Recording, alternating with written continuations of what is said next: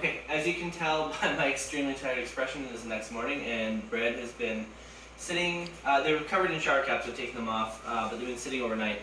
One thing you'll notice is now it's nice and smooth, all the bubbles and stuff, and it's all kind of settled down, so they're ready for the Dutch ovens. These Dutch ovens look pretty rough inside. I only use them for bread, and so they get a little bit discolored. So just note that that can happen if you're not maintaining them regularly. Still, they work great. Okay, what I'm going to need to do here is use parchment paper. They also have one of these, which is, I bought off the internet, it's like a silicone lifter. I find that it marks up the bread a little bit weird though, so I don't tend to use that. I tend to just stick to parchment paper. With the parchment paper, you just want enough off just to really cover the bread itself. For this, I usually put it on top, then I'll flip it over. Some people pull it out on the counter, reshape it. I find that this just works.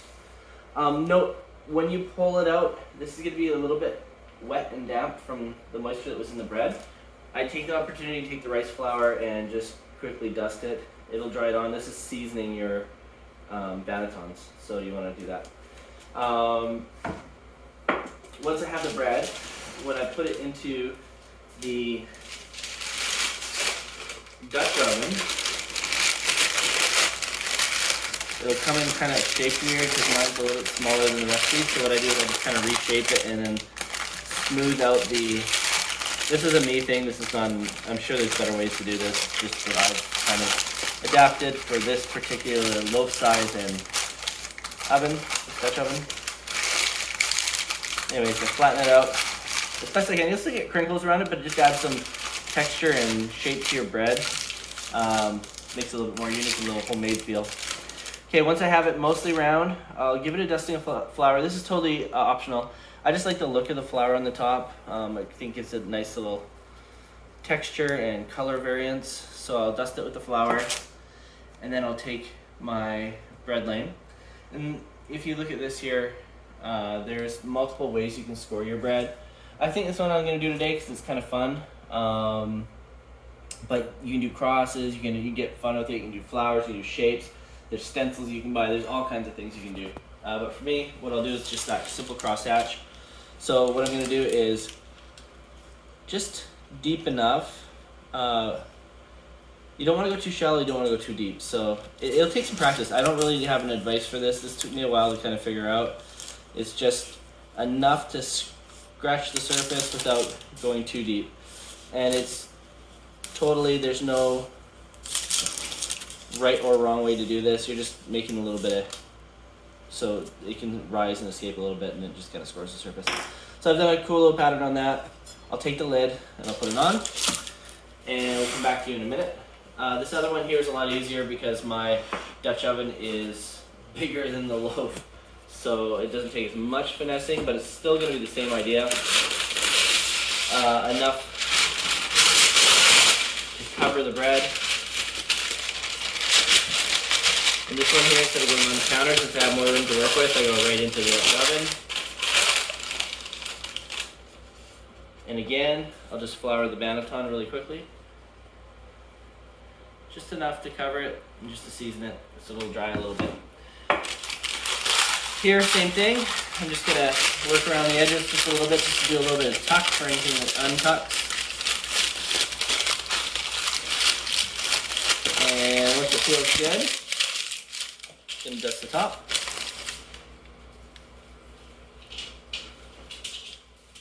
And then I'm gonna score it. I'll just do a simple score on this one so you can see what it looks like. I'm just gonna do one score right down the middle. And sometimes you can come along the edges underneath, people say, so you get a little bit better lift. And same on this side. I don't know if it's much of a difference, but I'm gonna do it on this one. We can look at it together when it's done. So that's it, now we cover it.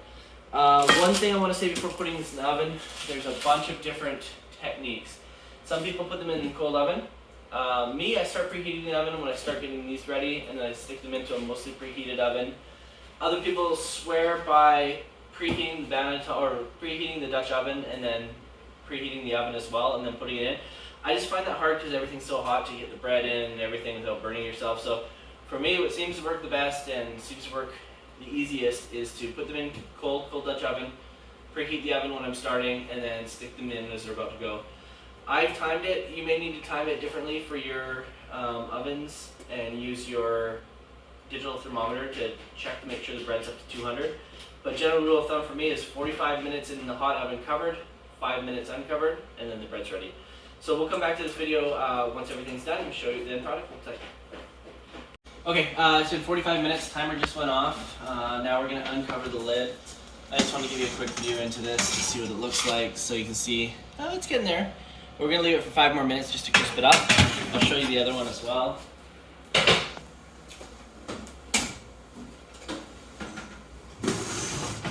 And the other one looks like this. Ooh, yeah, it split nicely, rose nicely.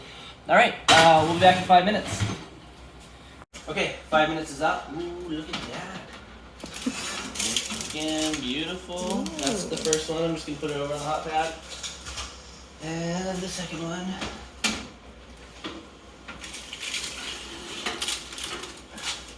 Even with just a basic cut through, it still looks good. This is the only hard part because the paper can get kind of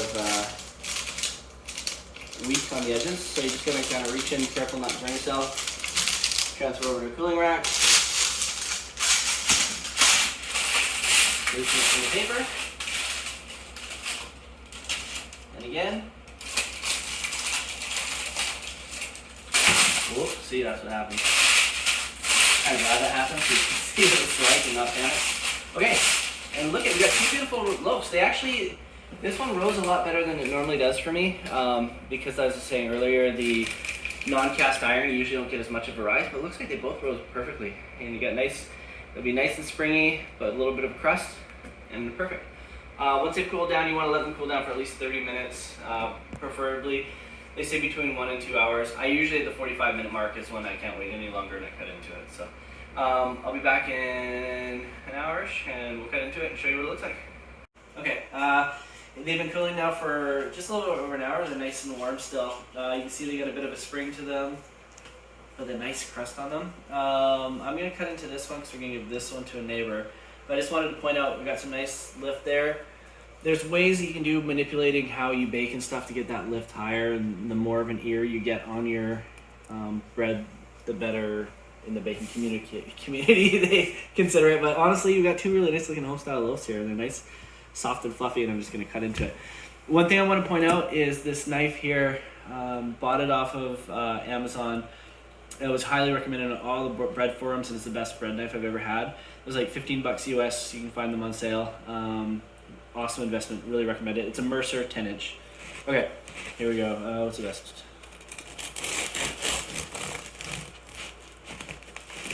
And you'll notice they call this the crumb. It's a nice open crumb. The bigger the bubbles, the better. This one didn't have huge bubbles in it. I'm still working on perfecting that, but we got a nice, soft, fluffy inside and a nice, crispy bread. So delicious. The end.